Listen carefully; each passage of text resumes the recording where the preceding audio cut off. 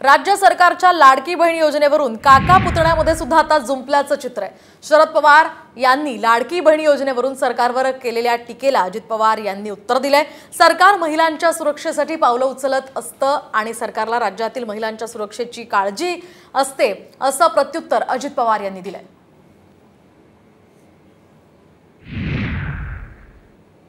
₹1500 ठीक आहे, पण ₹1500पेक्षा आमच्या भगिनींची अभिनव वाचवणं, त्यांना संरक्षण देणं, त्यांचं रक्षण करणं याची खऱ्या अर्थाने आज गरज आहे। पण त्याच्याकडे आजच्या सरकारचं लक्ष नाही।